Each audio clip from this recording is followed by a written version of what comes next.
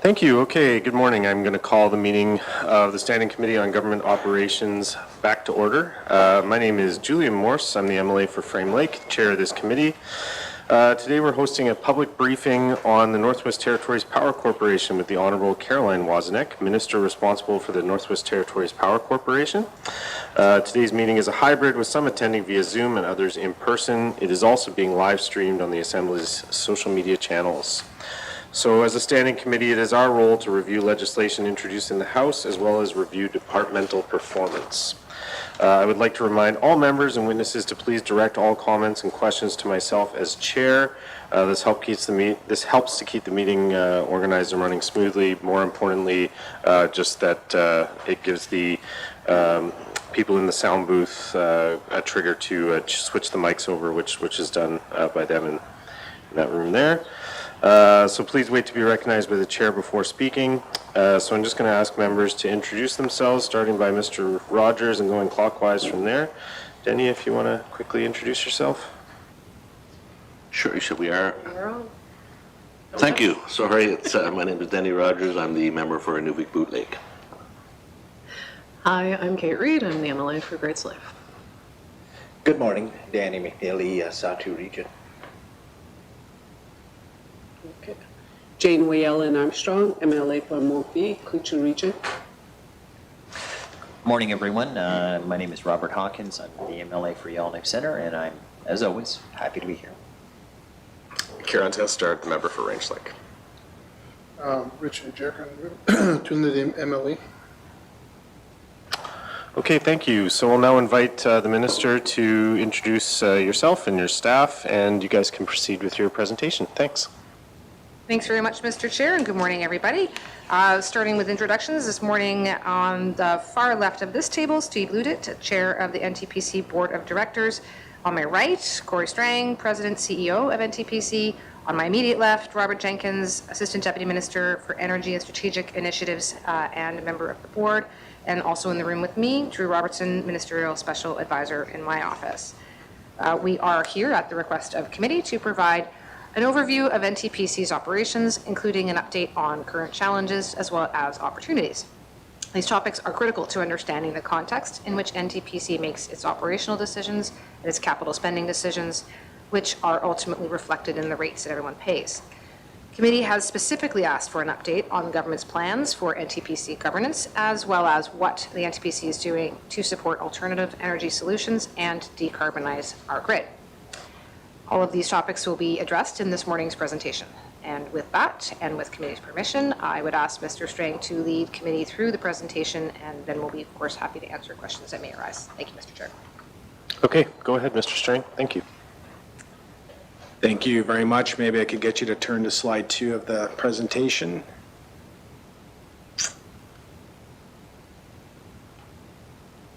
We have it? Okay. I will preempt so I just can't see, so it'll be great, so we're all on the same page.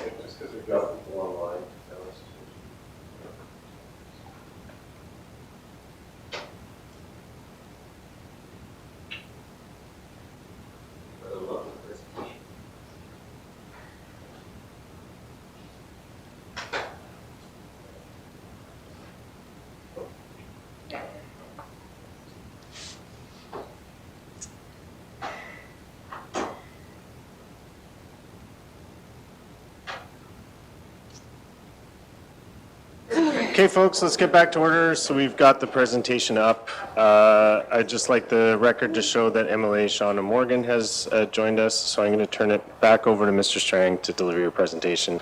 Thank you, and sorry for the delay there. Thank you, Mr. Chair. Perfect. We're on slide 2. Well, good morning. Today we'll do a brief overview of the corporate structure and operations, review the challenges and opportunities focused on increasing long-term sustainability while maintaining a reliable electric system, and close with an update on governance. Slide 3, please. This graphic shows the organizational structure for NT Hydro, which is the holding company for NTPC, as well as its sister company, NT Energy. NTPC is a regulated company which provides electricity to current and future customers and is fully regulated by the NWT Public Utilities Board, or PUB, under the Public Utilities Act. NTPC is a traditional, vertically integrated utility, meaning it generates, transmits, and distributes electricity to customers. This is the same structure as Yukon Energy and BC Hydro. NT Energy, on the other hand, is the business development company and is not regulated by the PUB. NT Energy is the development company for non-core utility infrastructure, such as electric vehicle charging stations, business development, energy planning, and industrial and mining engagement. Next slide, please. The structure of the electrical system in the NDBT is primarily an isolated, non-integrated system. This means the NDBT is not connected to the North American grid. NTPC has two separate hydroelectric grids and that are also not connected. The Snare Bluefish system on the north side of Great Slave Lake and the Tolston system on the southern side of Great Slave Lake. These two systems provide most of the electricity in the Northwest Territories, and NTPC also provides electricity to 26 communities powered primarily by diesel generators. Since the two hydro systems are not connected, they cannot back each other up. Consequently, the hydro systems rely on diesel generation for backup. Diesel generation on the hydro systems are required primarily under two conditions. The first condition is when there is low water on the Snare system, and the second condition is when the Tolson hydro unit is shut down for maintenance. Both conditions are occurring today, and this has a material impact on cost and greenhouse gas emissions. There's also a requirement by the Public Utility Board to ensure that isolated communities have enough thermal generation to maintain supply when individual generators are undergoing maintenance. Next slide, please. In a normal year, hydro on a corporate-wide basis provides approximately 75% of total generation. The Snare system has 8 individual hydro units and the Tolston system has 1. 17% of generation is from diesel, 8% through natural gas, and less than 1% from renewables. These figures are from our 2022-23 fiscal year, and the renewable percentage will increase from the Nuvik wind generation. NTPC operates 5 solar installations, one wind turbine, and has battery storage and microgrid controllers in Colville Lake and Nunavik. Additional renewable generation feeds into the system through power purchase agreements with third parties or through the net metering program. Last year, we added the wind turbine in Nunavik with microgrid controller and battery energy storage. As we continually improve, we're working on the system to ensure it's operating at peak performance with a goal of reducing diesel and liquid natural gas consumption, all while maintaining reliability. This is not an easy task. Next slide, please. Utilities are faced with the energy trilemma, finding the right balance between sustainability, affordability, and reliability. Historically, diesel generation has been very reliable, which is especially important here in the north when it dips below -40. However, with supply chain challenges driven by climate change and price fluctuations from world events, delivering diesel fuel to our remote communities is becoming a logistical challenge and costly. 3 of the biggest challenges facing NTPC currently are extreme low water on the Snare system, increasing fuel pricing, and increased costs from inflation, while the NDBT economy is stagnant with flat electricity sales. Next slide, please. You are all aware of the extreme low water that is being observed in lakes and rivers across the Northwest Territories.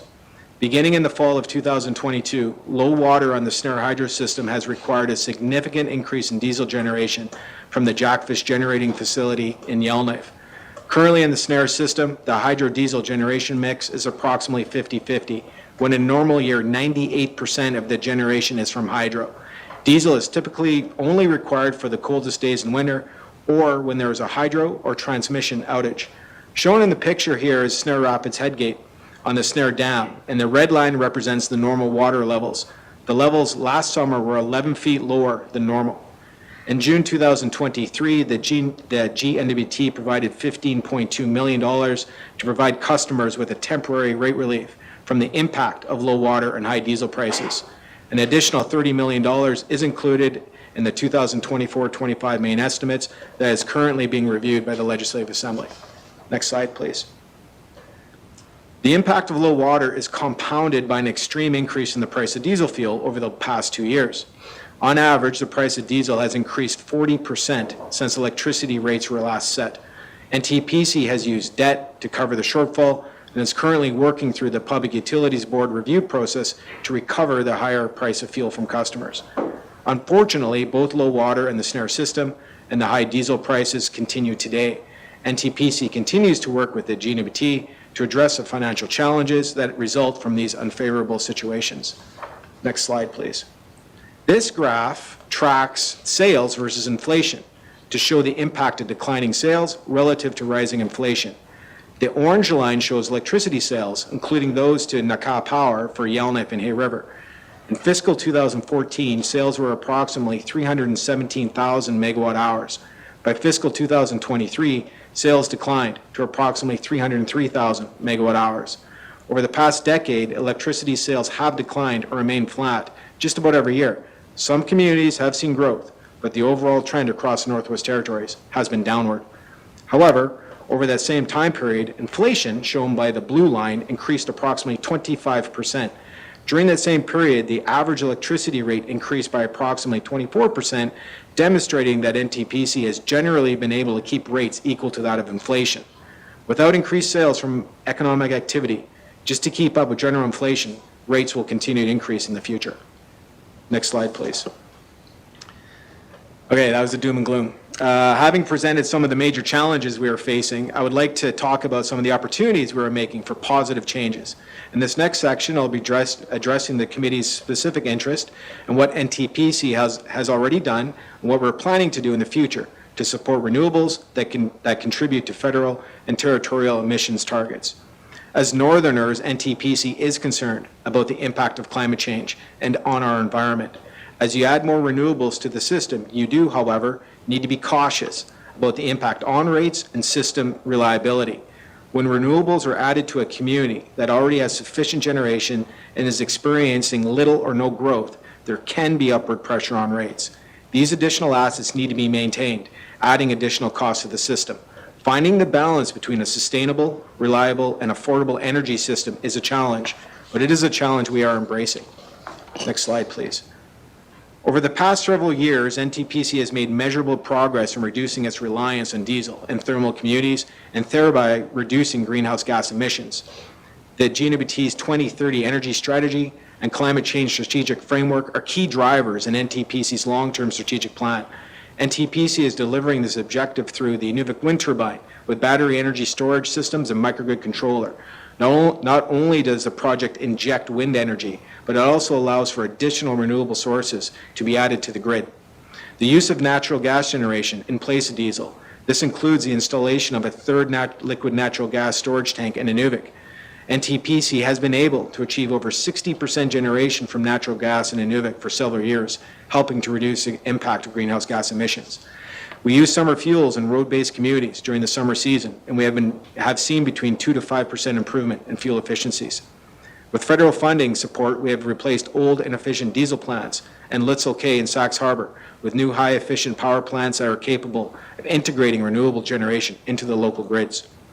We install more fuel-efficient generators that improve efficiencies between 2 to 10%, and finally, distribution upgrades to ensure grids can accommodate increased demand from electric vehicle charging stations and electric heat where available. The strategic plan also emphasizes the importance of investing in core assets. Overhauls have been completed at 3 out of our 6 hydro units in the Snare system, and a major refurbishment on the Tolson Hydro is ongoing. These large projects will help maintain reliable energy for decades to come. The strategic plan focuses attention on the importance of increased renewables and alternative generation in the north to achieve territorial and federal emissions targets. Among the renewable technologies that have been added to the various grids are wind and solar through partnerships with Indigenous governments and organizations. The addition of battery energy storage systems and microgrid controllers have tremendous potential for supporting further expansion of renewable technologies in our thermal communities. Next slide, please. All parts of NT Hydro will continue to decarbonize our electricity grids and build on a sustainable energy future. NTPC is working with the Department of Infrastructure to update a resiliency study for the Snare Zone to determine whether other options are available and affordable to provide backup power to Yellowknife and surrounding communities, particularly during low water years as we currently are experiencing. A study was completed in 2016, which concluded that diesel was the most cost-effective and reliable way to provide backup power to the North Slave. This update will be completed this fiscal year. NTPC continues to review the distribution networks to ensure they are capable of increased loads from more customers or new sales, such as electric heater vehicles. Updates in Wawzonek and Fort Smith have started this fiscal year. There are several potential new mines that could open over the next decade, and NT Energy has been reaching out to these companies. By reaching agreements to provide power to new mining customers, NT Energy would be supporting the economic development objectives of the GNBT. Further, the additional revenue from mining customers could be used to mitigate against rate increases for existing customers and reduce the impact of inflation we discussed earlier. NT Energy also has the capacity to support GNDBT-funded or led projects such as the Nuvik Wind, the Fort Providence-Kikisa transmission line, and eventually the Tulsa expansion project. Indigenous governments and communities are expressing interest in their energy future, and with direct access to federal funding, it is becoming challenging to ensure these energy plans and projects can be integrated into existing community grids in a manner that will maintain reliability. NT Energy can bridge that gap between communities, Indigenous governments, and the GNBT by assisting with their energy strategies and vision. NT Energy is continually working with a number of Indigenous organizations on potential projects on long-term electricity planning on their land and in their communities. Next slide, please. NTPC measures its progress against a baseline diesel fuel consumption from 2017-18. In that year, 15.5 million liters of fuel was consumed in primary diesel plants, and 3.5 million liters was consumed for backup diesel plants in Fort Smith, Fort Resolution, Yellowknife, Betchico, and Norman Wells. This is a total of 19 million liters of diesel fuel consumed, and this is shown by the red line. The green line is the 15.5 million liters of fuel for the primary plants. The graph shows the year-over-year results split between diesel consumed by primary diesel plants, that's the orange bar, and the diesel consumed by the backup diesel plants, that's the blue bar. As you can see, in 2022-23, the blue bar increased. This is due to low water in the snare system that required the Jackfish backup diesel plant in Yellowknife to increase production.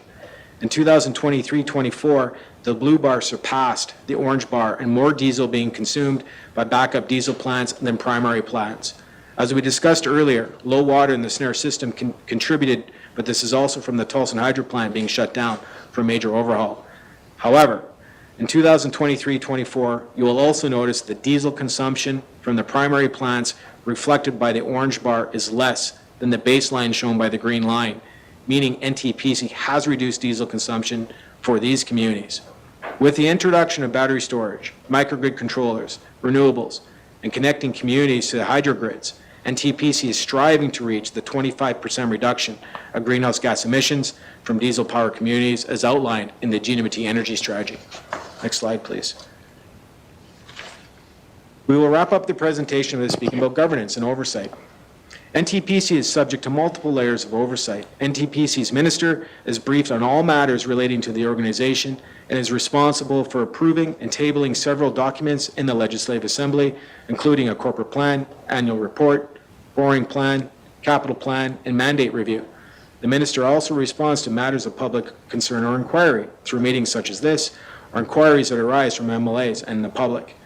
In the NDBT, the Public Utilities Act defines utilities and how rates are set and collected.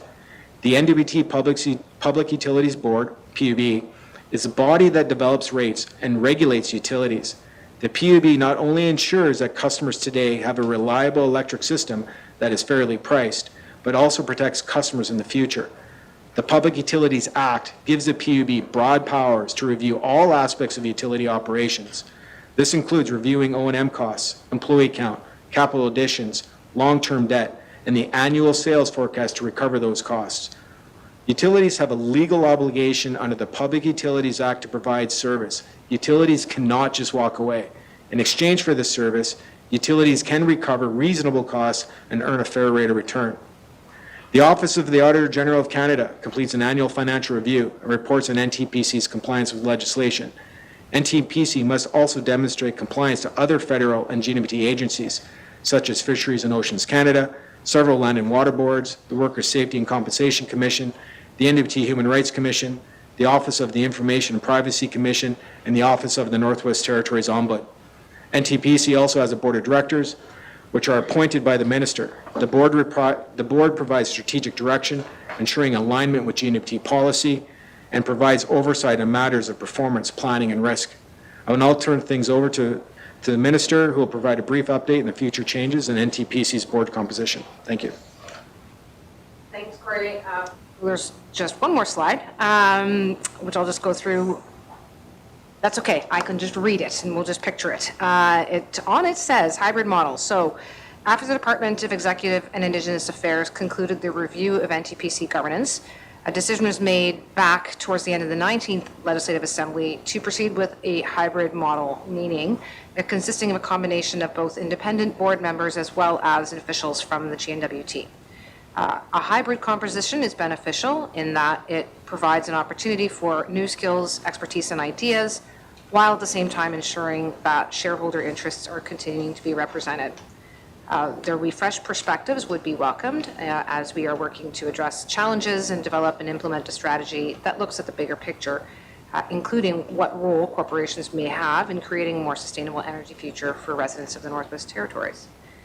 We are now focusing our efforts on what those next steps in that process will look like, and this will include the development of formal plans, guiding documents, procedures, as well as updating any recruitment selection criteria and the process associated with that.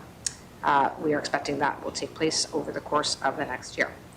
And with that, Mr. Chair, that concludes the formal presentation. We're happy to take questions. Okay, thank you very much for the presentation. So we do have lots of guests today, and I'm sure members have a lot of questions. So I just ask members to please keep your preambles to a minimum, and hopefully we can get questions for everybody who wants to ask them. We'll do one question and follow up for each member for the first round. Does anyone have questions they'd like to ask?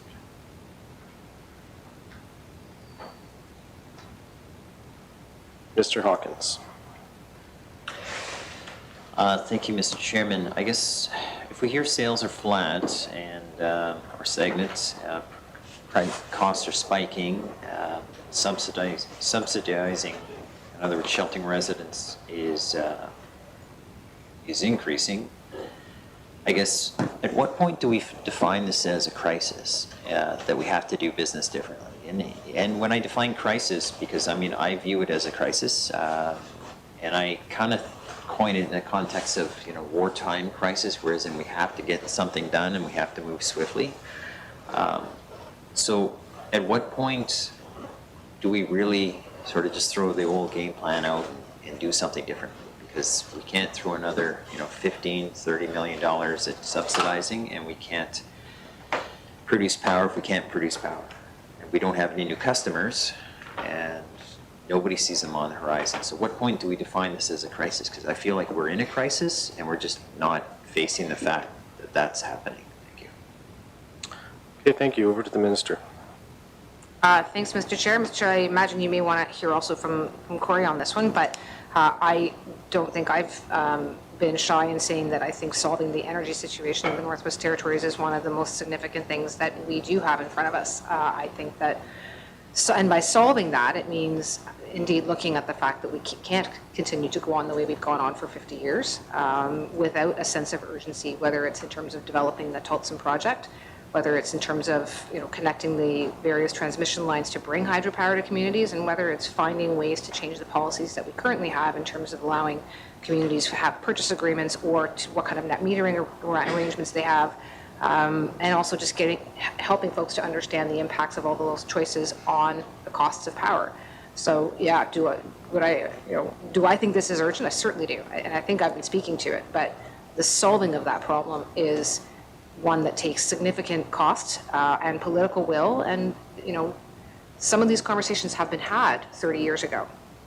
Tulsen project was talked about a long time ago, as were others, including even runs of river in the Montpellier region. That conversation has started back up. Why this wasn't talked about and done and affected 20 and 30 and 15 years ago, I can't say, but we do have an opportunity now. Mr. Chair, I do think that's probably something worth also, there's a bit of a difference in terms of role and responsibility between Corey and myself, and so I think a lot of times hearing both politically and then practically will probably make sense. So I suggest go to him as well, please. Okay, over to Mr. Strang for further follow-up. Thank you, Minister. Thank you, Mr. Chair. The one thing that's interesting is that we're not the only utility facing this across Canada or North America. BC's got low water. They have the same situation. Alberta last year subsidized their investor-owned utilities on behalf of customers because they're predominantly natural gas, so they helped out consumers on that side. Manitoba also has low water. Nova Scotia government has subsidized mainly investor-owned utilities there for the price of power, and the same thing in Newfoundland.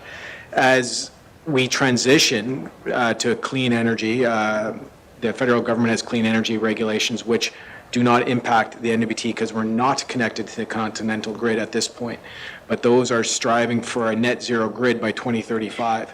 That is extremely ambitious when everybody needs to look at to purchase the same transformers, have the same people complete all the same investments on your transmission infrastructure or your renewable technologies. So it is a change for the industry as a whole. So that's big picture, which is a little ominous. And NTPC's side with the NTPC, the minister is absolutely right. We've had the same model for the last 25 years. Tomorrow I get my 25-year anniversary with the company. So that's my long service. Nothing has changed in 25 years I've been in the company. We built the wind turbine up in Inuvik for a change. We've replaced an old dam here at Bluefish, which was originally built for the mining industry. It has looked the same. That one slide that shows the future of inflation going up by 2 to 3% of the year, sales being flat, I'm telling you what the future will look like unless something is done. Thank you, Mr. Chair. Thank you. Back over to Mr. Hawkins for follow-up.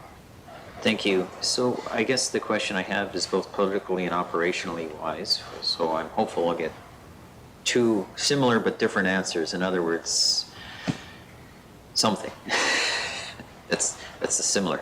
I mean, if the system was to do something different in a timely way, and I don't want to take too much time up by doing backstory, but if they just mentioned we've been doing the same thing 25 years and we're not really seeing any change, that said, we're not seeing us move forward 25 years later.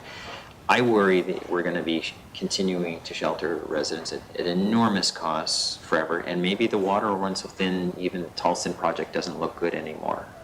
And that's a fear I have. I mean, how long do we wait for it to look like the Bluefish challenge? So specifically to the question, which is, would both presenters have a position on if we did one thing, what would change the game in this crisis? Because if we imported power from Alberta, I bet we could do that more swiftly and effectively than we do now. If we hired a third-party company through P3 to wire the grid and work it backwards, that could be one thing. There are a lot of solutions that could be done in a reasonable, quick way. It's just we continue to re-examine the same old things and get the same old answers, more discussion. So, Mr. Chairman, my question is both politically and operationally, what would be the one thing that you folks would say we should focus our energy on, because we're not going anywhere other than watching the water flow by? Thank you. Thank you. Over to the Minister first. Mr. Chair, let's reverse order and let me go to Mr. Strang first, since there's an element of the politics that speaks to how to do the operations. So let's go there and then back to me. Thank you very much. One of the things we are actively doing, first of all, there is no silver bullet when it comes to an industry such as electric or transportation, which is the same. Any monopoly that has high barriers to entry, it's not a simple fix. In saying that, however, the discussions we're having to increase loads, I've said that a few times, we have enough capacity on the grids that were built for mines from that were discovered in the 1930s to 1960s. That's the reason why we're actively engaging and have an MOU signed with Pine Point Mining Limited to increase the existing sales that we have. That would then go into fact of the interconnection between the two grids on the southern part of the territory. Then you can flow those electrons on either side, so you wouldn't have another low water situation. We're working with the Clecho government on possible other more generation, a new generation and the snare system, but also more storage perhaps. There's other opportunities there. That's what that resiliency study will tell you. So these are all the aspects that we're looking at besides an interconnection to Alberta, which is predominantly high generation, but they don't need to flow the electrons north instead of south. That's still using a generation source that's not renewable and not from a hydro, or it's more mainly natural gas presented. That wouldn't solve the problems that we have. If you compare that to another system such as the Yukon, they do have connected grids. From a policy perspective, they are stopping a little bit of the renewable because they are having grid instability because they have too much sun in the summertime because they're not connected. That's the problem when you have an island. Bermuda has the same problem as we have because they're not connected. You can't flow that excess power somewhere. It has to go. That's why battery storage technology, as it comes cheaper, is helpful, because then you can store it and reuse it somewhere, use it another time.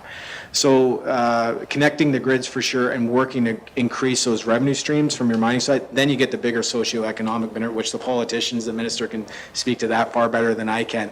But that's some of the process that we've been working on, really trying to make sure that we make some headway this now in partnership with our Indigenous partners. Thank you. Minister, did you have follow-up on that one, or?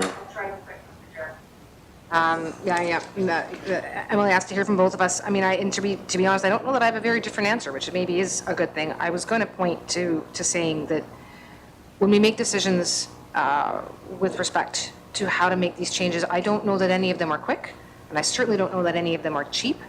And then the challenge that happens, and that I think politicians run into, is we want things to be done in 3 years because, it takes us kind of a year to get going, and then we have 3 years left. And by doing that, we wind up in a situation, and Tultson is sort of the prime example for the Northwest Territories. I'm not saying it may or may not be the final answer for everything, but the fact that it wasn't built 25 years ago when it first came up and when we knew there was diamond mines coming speaks to the inability to do something that is going to take longer than 3 years and cost a lot of money. So here we are again now. But we have, if you want to call it a crisis, use that urgency and use that sense of drive to do something that is going to be big. So let's, I point to the transmission that Corey is speaking to. And if we can set up our transmission networks such that we can be available and have the capacity that we already have available to be able to connect to different communities and or different projects as they are coming online, and in a way that they can plan for it. Waiting until Pine Point Mine is actually operational is too late. They will have made their own plans by then. Waiting until lithium is actually operational is too late. They will have made their own plans by then. We need to make ourselves available now so that industry is able to make that part of their business plan when they go to their funders. If we can't do that, we will miss the boat again, which means us making those decisions on something that doesn't currently exist, but that we know or we suspect strongly is coming. And that I think is some of the tension that we get in our world, is I can't point to the mine that exists today. I can point to the possibilities and the opportunities and the likelihoods. And if we don't do the thing, that may not happen. But we're going to have to do it in advance. Thanks, Mr. Chairman. Thank you. Over to Mr. McNeely for his first question.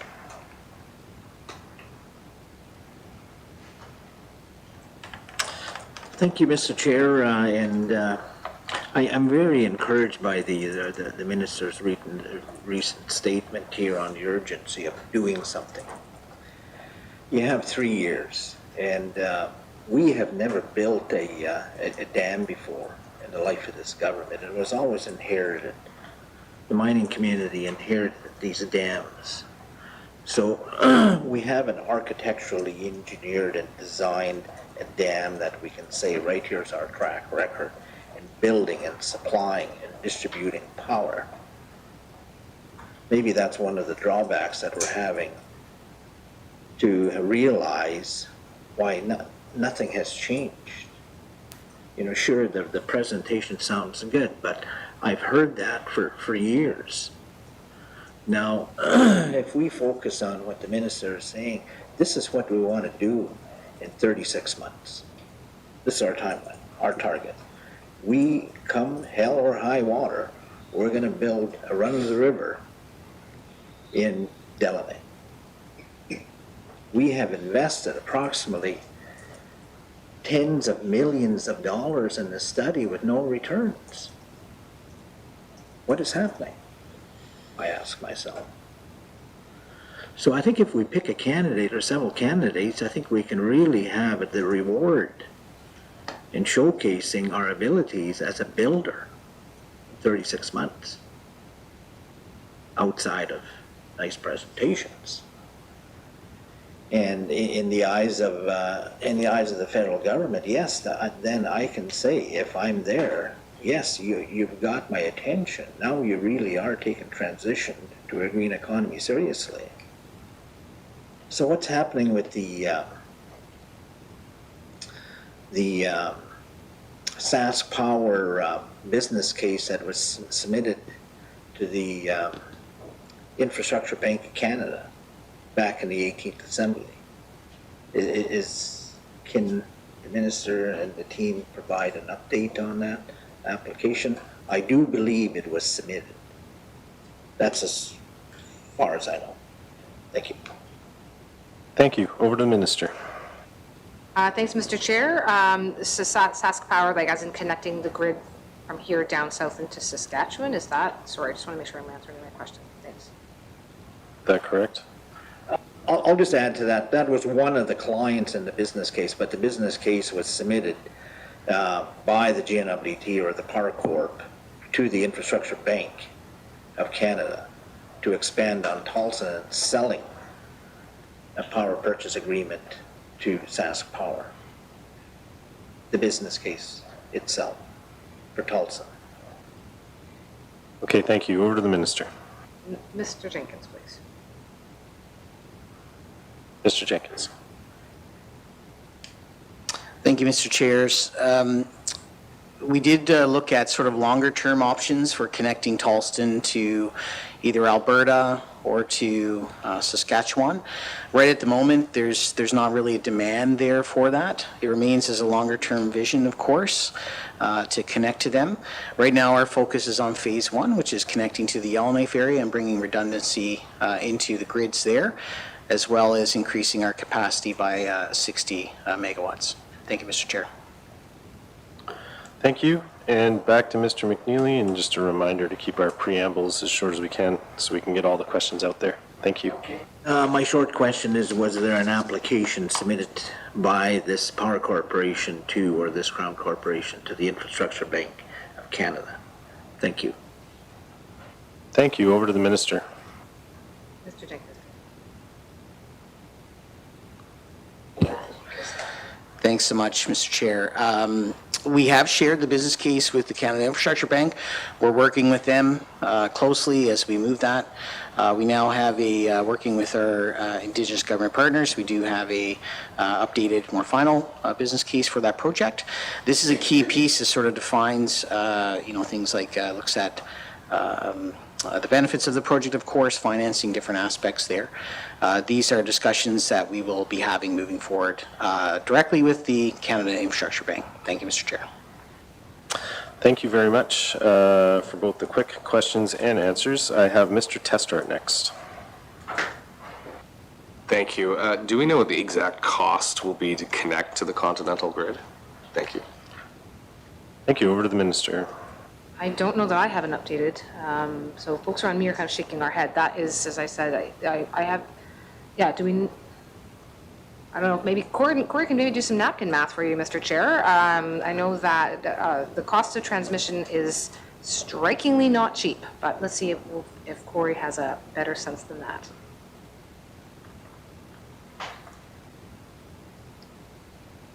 Thank you. No, I would not want to do that on the back of a napkin for committee. I definitely can take that away some homework and give some average price per kilometer. I believe it's subject north of $500,000 per kilometer. But again, I would much rather be more comfortable in speaking to some engineering folk to get that estimate for committee. Thank you. Okay, I'm going to take that as a commitment to get back to committee with some written information. Thank you for that. Mr. Testart. Thank you. What percentage of renewables is currently supported by the rate regime? And by that I mean, how many renewables can we, like lower cost alternatives? You spoke about the cost pressures of adding these things on. So what can we actually, what percentage of our generation can we convert to renewables under the current regime without spiking the rates to a point where it's unsustainable? Thank you. Thank you. Over to the Minister. Mr. Strang, please. Thank you. Currently right now, if we're dealing with an investor-owned solar array or renewable, they would want to get paid for that. And to not put pressure on rates, the only thing you can offer them is the avoided costs of your current generation. So for example, if someone wants to install a solar array, say a 45 kilowatt solar array, which would be a fairly large solar array for some of our smaller communities, the most that you can pay as a utility for that would be your avoided cost of generation. And anything above that, it would put upward pressure on rates. Thank you. Thank you very much. I have Mr. Rogers next. Thank you, Mr. Chair, and thank you for the presentation. I'll focus a little further north in the Beaufort Delta area. I know currently the Power Corp, as you said, has just installed another storage tank for LNG. That LNG, I know, is trucked up to Inuvik. I'm not sure if they're still using any of the gas from the PAS system through Inuvik gas as well. I know that was part of that as well. If it's used for backup, I certainly know diesel's used for backup. And I know that the Indigenous government up there, as you're well aware of, is accessing some of the 19 trillion cubic feet of natural gas we're sitting on up there. Can you maybe speak to the conversations, I guess, you've had, the talks you've had with the Indigenous government? Obviously, we're going to access that gas, so I assume they're also looking at potentially, obviously, gasifying Tuck, likely Aklavik. They're also looking at options for the coastal communities as well through CNG storage, and kind of where we are with that and what effect that would or could have on the grid, on the rates. Thank you. Over to the Minister. Thank you, Mr. Chair. So this is going to be a two-part answer. We do have some conversations happening with Department of Infrastructure with respect to sourcing fuel specifically from the project. And then what it will do would probably be more specifically over to Mr. Strang. But let me start, see if Mr. Luted or Mr. Jenkins wants to take it with respect to the conversations infrastructure is having, and then how that will affect rates going over back to this end, if I could, please. Mr. Jenkins, go ahead. Thank you, Mr. Chair. So Department of Infrastructure Fuel Services Division is having conversations, obviously, on this. We are really interested in domestic supply. Of course, we've got one of the longest supply chains in the world to provide things to Inuvik. And so if there's a option locally sourced that's cost comparable, we're very interested in that. So I understand discussions are underway with that right now. Thank you, Mr. Chair. Over to Mr. Strang. Thank you for that, and I appreciate the question. That is, if you want to talk about something that may transform the more regional, this is something where you can locally source and build capacity in your smaller remote communities, and you're building that. So we have had early discussions just quite recently on what options you could be, but that's where you could potentially do that and build a hub and spoke, for example. That's a term that I use. I don't know if that's appropriate or not. But you could start building it instead of trucking liquid natural gas all the way from BC. It could be right across the street. And now you're building your capacity, teaching your kids a new technology and building your aspects right there. So no, if you have an issue, a supply chain issue, you're just making a phone call to someone that you see at the hockey rink versus all the way down to somewhere in southern BC. So it's something we're actively looking at, and that it would be something that you could de-risk yourself from the logistic issues that we have faced. Thank you. Thank you. Over to Mr. Rogers for follow-up. Imagine natural gas. Yeah, and I hope that extends it to the coastal communities potentially as well in that conversation. My next question, I know there was a private company in a partnership with an Indigenous government looking at what could potentially be a game-changing battery storage system as well for the Inuvik Power Corporation. I know a presentation was made and funds were potentially earmarked from federal funds to do this project. I'm just wondering, is that something that's still on the radar and something that the department has continued to look at? Thank you. Thank you. Over to the Minister. Thank you, Mr. Chair. Mr. Chair, I have a hunch I know the project that MLA is referring to.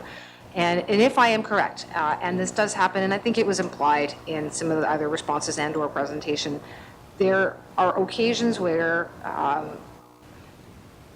me start with the good news. The good news is that this is a good reason to have a broader energy plan and energy strategy that is impacting the entire Northwest Territories, that involves Indigenous communities. I mean, we mentioned Delaney earlier. Them, different communities are looking at different opportunities and risks and challenges for their individual locations. 20-some different grids, right?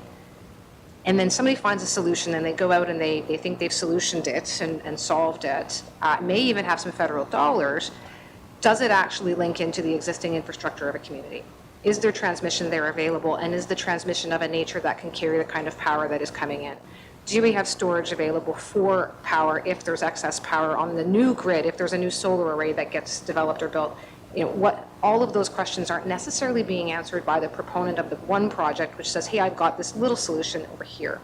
So what I think we're running into is folks are coming forward with a solution that hasn't been fully developed or costed on the back end, whether it's Department of Infrastructure, which is maybe responsible for supply chains and fuel tanks, or from NTPC, where they're responsible for transmission or generation for the rest of the community.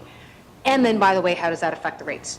So there have been some great solutions happening, and I definitely will give, I know who Emily's talking about, very creative solutions, but then if they're not fitting into all those other things, we are left a bit hanging. So, again, back to let's not let the good crisis go to waste, if I go ahead and use that language, and use this as an opportunity to truly bring everyone together in the territories and say, what are the different pieces?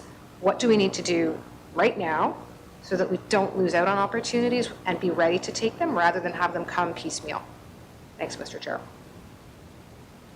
Thank you very much. I have Ms. Morgan next for a set of questions. Thank you, Mr. Chair.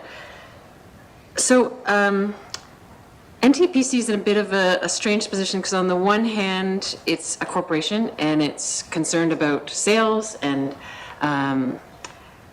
trying to provide the lowest rates possible for people. But on the other hand, it's sort of an arm's length arm of government, so to speak, and we have broader agendas in this territory around, as we all know, an energy transition. And so my question that I'm getting to, we have many groups in different places, or sometimes individuals, who want to be producing energy themselves, independent power producers, and many communities wanting to take back more control over the energy sources in their communities. Does NTPC view independent power producers as competitors in the sense of, a threat to the market share or, taking away customers from NTPC? Or does NTPC sort of see the broader public good in having independent power producers and ways to work with them? Is it part of NTPC's mandate to work with them, or just simply to be concerned about its own sort of market share and customer base? Hopefully that's clear. That was rambling. Thank you, Mr. Chair. Thank you. Over to the Minister for a response. Thank you, Mr. Chair. So, Mr. Chair, I would suggest we give that to Mr. Strang in a moment, but I do want to make the point that the only shareholder of NTPC is the government, and the government does not get a return. So I think there's this notion that the government's making money. We're not. We're obviously subsidizing the cost of energy to folks. The cost of being in this space in the Northwest Territories is not a money-making venture. It is providing essential services to residents and businesses and communities in the Northwest Territories. So there's no dividend coming into the shareholder. So in that sense, the notion of competition is not the notion of competition as it might be in the private market, right? We are competitors because we're trying to ensure that we maintain a certain amount of customers to keep rates stable, not because we want to do better. You lose customers on the total grid, everyone else is covering the existing costs because we still have the power poles, we still have the generators, we still have all the other costs that go into keeping the system alive for everyone else, even if folks are coming off. That creates the sense of competition, not the desire to make more money. Let me turn it to Mr. Strang and see if there's anything to add to what I've said. Thanks. Appreciate the comments, Mr. It's not 1974. I've said that the traditional utility approach of a monopoly, I don't know, and it's not just me, I've had some colleagues, other CEOs across the country, echo the same thing. The industry is changing, and you need to adapt and change. When someone can plug their truck into their house, and that is their energy source, you do have competition now. It has changed. And this is the reason why we are embracing all the discussions we're having with our Indigenous partners about having more control of their energy future. That is something that perhaps wasn't done in the past, something that we are now working towards, especially with some of the, I think everyone in the room is well aware of the fiscal constraints that we have. And NTPC's debt as a public agency all flows up into the GNBT. So anything that NTPC does would ultimately go into that $1.8 billion. So that's where you could take advantage of that, though, by having conversations with your Indigenous partners about the future, what they want to do on their land and their communities. So there is a competition, but if you still trying to work on that 1970s atmosphere, nothing wrong with the 70s, I mean, but you're going to lose. And so that's where you have to adapt. You have to change, or else you're going to be left. And that's what utilities are slowly trying to do. Thank you. Thank you, Ms. Morgan. Follow-up? Yes, I mean, thanks for that. That's great to hear a clearly articulated vision of the role of the Power Corporation in the space that we're dealing with. So hopefully we can take that clearly articulated vision and move forward with it. Follow-up is, so what does NTPC see how does NTPC see its role in terms of the renewed energy strategy, the 2030 energy strategy? Is it just sort of waiting to get marching orders, busy keeping the lights on, and the government can go over there and come up with its strategy and we'll just carry on over here? Or is there a sense of being a partner in the energy strategy? Certainly NTPC has a lot of really crucial technical expertise and insights about the system that I think is essential in terms of creating this vision going forward. So I'm hopeful to see NTPC as a real partner in the visioning stage and not just sort of waiting to see what rolls out at the end of the day. But I appreciate hearing from the minister and the director as to their vision in terms of the role in the energy strategy. Thank you. Thank you. Over to the minister. Thank you, Mr. Chair. I mean, Mr. Chair, the benefit of having all of us with you is to hear from all of us, and everyone in this table does have a slightly different role. So let me be very brief in saying that it absolutely has to involve, obviously, the government of the Northwest Territories writ large, multiple departments. So infrastructure is lead, but ECC, Environment and Climate Change, has lead on climate change initiatives, and they also have to be very deeply involved, but as do other departments as well. And with respect to NTPC, it's not only NTPC. NT Energy is a major player in the strategy. They are the entity that can do the strategic things, do the kind of interesting, cool things. NTPC is providing the power. And I want to keep plugging that because I don't know that that's always well understood. People complain about NTPC, but sometimes the solutions actually reside over in NT Energy. It is going to have to involve everybody, in my view. It has to involve Indigenous governments, has to involve, everyone is involved in this. And again, I do think there's a sense of urgency now, which is positive. But again, I know you're pressing that time, but you have experts in the space, so I'd suggest hearing both, if Mr. Chair would allow, from the Department of Infrastructure, Strategic, and then also from NTPC, please. Sure. Over to Mr. Jenkins first. Thank you, Mr. Chair. So we've started our discussions on a renewed energy strategy, and we're aiming in 2025 to have something released. We've talked to Indigenous governments, to communities, to the utilities, and we've had a lot of engagement and a workshop last year on this to sort of get people's views on this.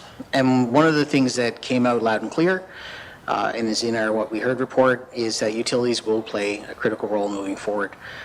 We need to understand their considerations, their challenges, as we all work together towards a renewed energy strategy. So, one of the aspects too, myself being a board member, but also having responsibilities for the energy strategies, it brings those viewpoints, but also I can better understand the constraints and the challenges of the corporation.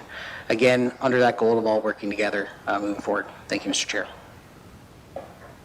Thank you, and Mr. Strang.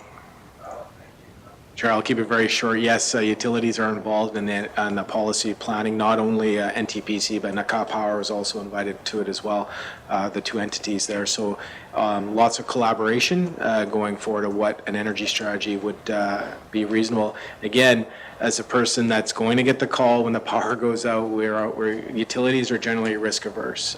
We want to make sure when it's minus 40 or the Edmonton Oilers are playing, that we don't have a disruption in service. So that is traditionally utilities are a little more conservative than say other folks might be, just because of that relationship, but absolutely involved. So thank you. Thank you very much. Mr. Jericon, you are next for questions. Right now, I'm looking at your presentation. Looks like your inflation cost is going up from 12 to 25%. But already in small communities, we have homeowners that are paying anywhere from $300 to $1,000 per month for power. And as a government, I don't know how long we're going to continue to sustain ourselves this way. For me, I have a big issue with, yes, we have low water, high water, no water now, to the point where it's affecting the high cost of living in our small communities. But, and now this government's got a reduction of 150 million times 4 years of $600 million. What are we doing as a government now to deal with this issue? I know that we're looking at Tulsa and we're looking at different issues here, but at the end of the day, what are we doing as NCPC looking within your own organization to help reduce the cost so that the homeowners in the small communities don't have to pay that high cost? Thank you. Thank you, Mr. Jericon, for the nice, concise question. Over to the minister. Thank you. When it comes to, first of all, I appreciate using the acronym NCPC. That is the old federal government days, so I appreciate that. 1988, still get that. But from a company, we are definitely focused on trying to do everything as effectively and as efficiently as we possibly can. We are subject to a lot of items from a cost, so anything we can do to keep the cost relatively low is definitely something that's part of my objectives that I'm trying to do to challenge my teams as well, to look at different renewable sources so we don't have to have those impacts or price fluctuations, or even something as simple as installing poles. How can we do it so we're a little more effective at it? And you'll see that a lot in your communities. We're doing a big pole change out, a lot of communities recently, to try to get some economies of scale. So we are trying to definitely maintain those costs internally. It's not just a straight pass-through. I will also mention that I'll bring this back to the role of the NTPC Public Utility Board. A general rate application is a beast of a review. It's 1,000 pages. They review everything, including all the items that you're talking about. So that's their role in this process as well, to make sure the utility is efficient and effective as possibly can. Thank you. Thank you. Back to Mr. Jericon for follow-up. In Nunavut, from what I understand, the way they're dealing with their oil issues is they're buying their oil offshore. Like here in the Northwest Territories, what are we going to do when there is no water? Like when the water continues to go down, what is your backup plan? How are we going to continue to bring oil in at a fair market value so that we continue to help lower the cost of the power bills in small communities? Thank you. Over to the minister. Thank you, Mr. Chair. So, there's two questions. There's no water or low water continuing, and then a question of supply chain for fossil fuels. I can't predict the future, obviously, on either one of them, but needing to ensure that we remain prepared. So with respect first to low water, well, if there's multiple different sources of power generation, that mitigates the impacts of one area being low. And there's no indication at the moment that the Tulsa system is one that is at risk. Firstly, if we can get more communities onto that, then that certainly mitigates the existing problems in the snare and the bluefish. In addition to which, if one is low or another is high, it helps spread that risk across different systems. The more interconnection we have, the more the risk is spread out across the systems. In addition to which, again, too, if we can build in the resiliency of having more alternatives, whether it's wind, whether it's solar, et cetera, and again, once again, you're building in some redundancy and some opportunities to offset the impacts or the challenges of having reliance on one system or one type of generation only.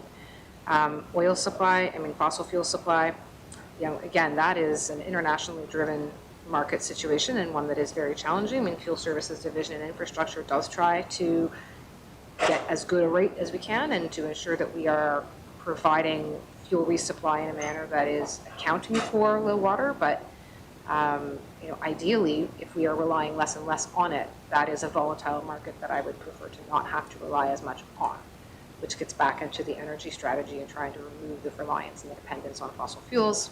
But there's the triangle, which is the reliability of fossil fuels does still continue to be higher. So, I mean, I hope the long answer assures you that there's certainly some thought going into all of that. But again, if we can find a way to connect more of our own communities, it will reduce the overall dependence on a volatile source of fuel. Thank you. Thank you very much to both members for your concise questions and to the department for concise responses. We've been able to make some time for a second round of questions, which I really appreciate. I have Mr. Hawkins first on the list. Thank you, Mr. Chairman. I'm just going to keep it simple. It's more of a statement, or a comment. I wasn't suggesting connection to the grid was the right solution. I don't know what the right solution is. I don't expect there to be a silver bullet. I just wanted to point out, we'd all be out of a job if there were silver bullets to be handed out. So if it was that simple, so I just want to point that out. I was looking for guidance from the experts. I mean, we have, to coin a silly phrase, we have millions of dollars of brain trust here at these tables, and we're trying to find a way to get some decisions done with the advice and skills provided in this brain trust. And the more we spend time talking about it, the less time we see actually things being done. And that's ultimately the frustration people have. So in short, Mr. Chairman, I was just looking for some guidance from the leadership of how we can help pick a project. I can sit here and say this one's best, but there are a whole host of reasons someone may say they're not. I mean, we just need to be doing something. And ultimately, that's the frustration of the public, and that's where I was trying to drive at, is if you could put your finger on one issue that, look, this is the one we'll get the best value. It's not perfect, but let's just giddy up on this one and focus and put our energy there. I think the public will reward us with a sigh of relief. Doesn't mean they're going to vote for us, but at least they'll have a collective sigh of relief saying, hey, they're doing something. It's really nice to see. So another 25 years doesn't go by and Pine Point doesn't get missed and everything else gets missed. And we sit there and now we say 50 years ago had we only done that. So anyway, thank you, Mr. Chairman, for the chance to just give a follow-up comment and clarification of the earlier point. Thank you. No, thank you very much. I appreciate you keeping it relatively brief. Does the minister want to respond to the comment in any way, or just take it as a comment? I'll have one quick response, and it's simply to keep in mind that there's going to be a difference between the grid communities and the off-grid communities, and the ones that already have hydro access and those that have none. The goals of finding a way, whether it's to net zero or whatever goal we ultimately are setting, will probably be different between those two. So I'll just leave it at that. Thank you very much. Does the member have a follow-up question, or I'm seeing a shaking head? Do any other members have follow-up questions for the second round? I'm not seeing any hands shooting up. I will very, very quickly take an opportunity to ask one or two of my own. So recognizing that the board structure is actively being reviewed,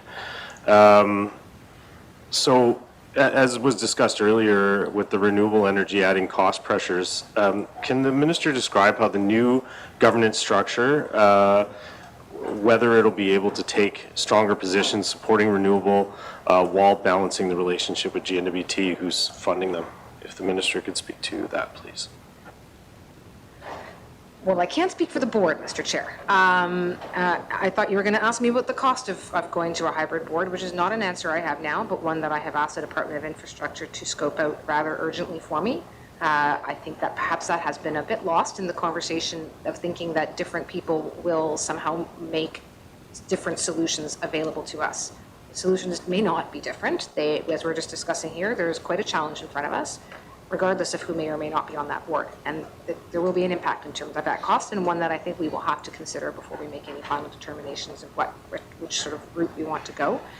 But as far as the board then needing to direct or to drive decision-making and drive what's happening in the NTPC, I point the committee back to it's slide 14, if you do want to go back to it, and that's the layers of oversight that exist.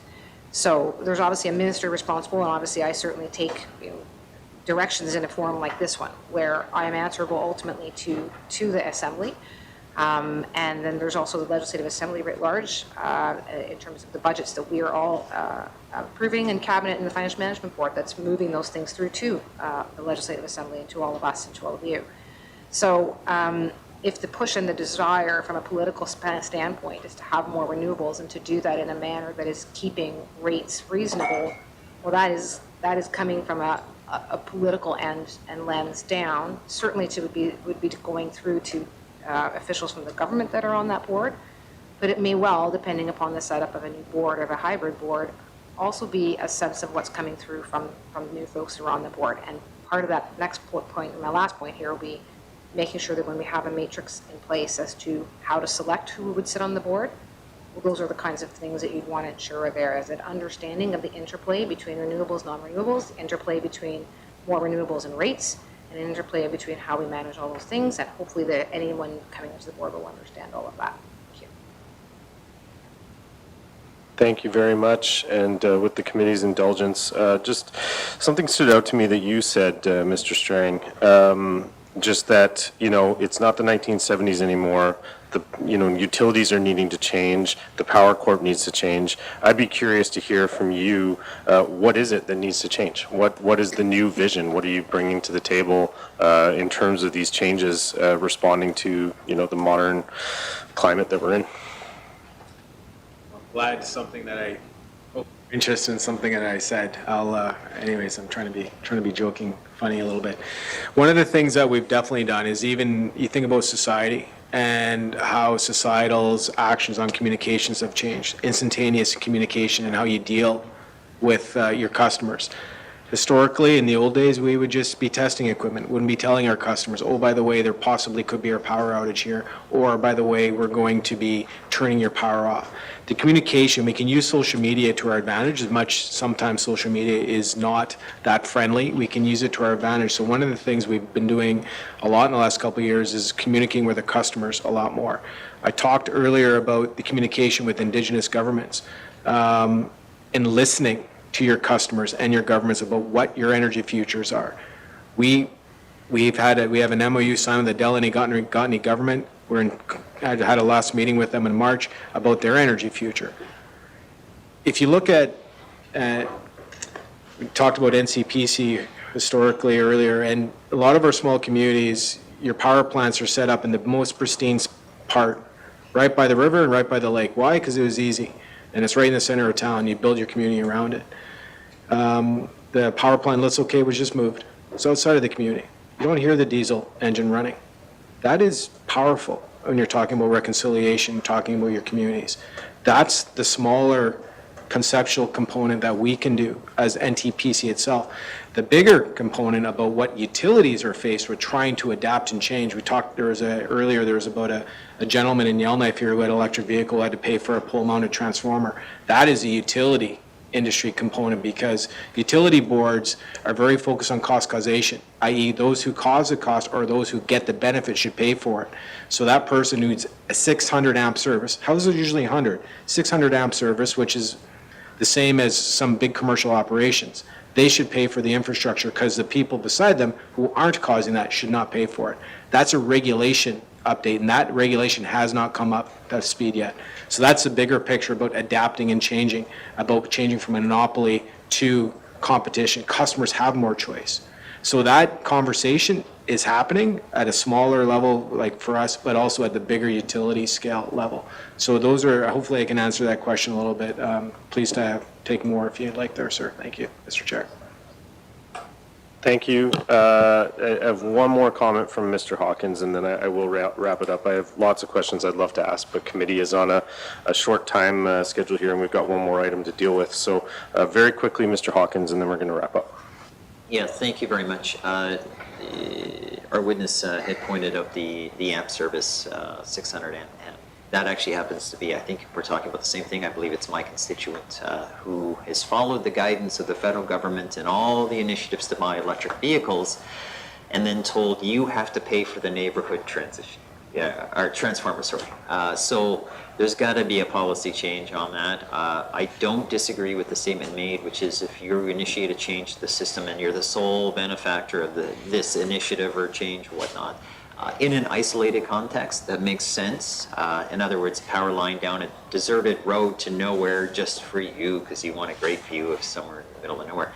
That said, I just want to emphasize when we're asking ourselves to do things differently, and then told you have to pay for that, that's a very difficult struggle. So I'll leave it with them as this is a serious policy issue that needs to be revisited, especially when we're putting demands on people to get rid of the gasoline cars for electric trucks, for electric cars, et cetera, et cetera. This speaks against it. This is a clear message saying you've made a huge mistake. And the last part, sorry, my apologies, this also means people will take solutions into their own hands. And Mr. Chairman, if I've said anything important here, that's the most dangerous one, is people will find solutions to get power to those vehicles. I can't say this case is the case, but I can tell you people will come up with home remedies to solve their infrastructure problems. And that is a scary method that people will go do that. I mean, you can't show up at home with an $80,000, $100,000 vehicle and told you can't plug it in. That's a difficult challenge. So I'll leave it at that. Thank you. Comment. Thank you, Mr. Hawkins. I'll give it over to the minister and her department for one last kick at the can. All right, let's see what Mr. Strang has to say. Thank you. As from the utility perspective, completely agree. And that's where the policy side between the regulator and the policy trying to advance it needs to catch up. And you look at the Public Utility Act, nowhere in that act does it say you shall have anything about environmental change at all in any other mandates. It's about cost causation and making sure that people that are incurring the cost pay for the cost.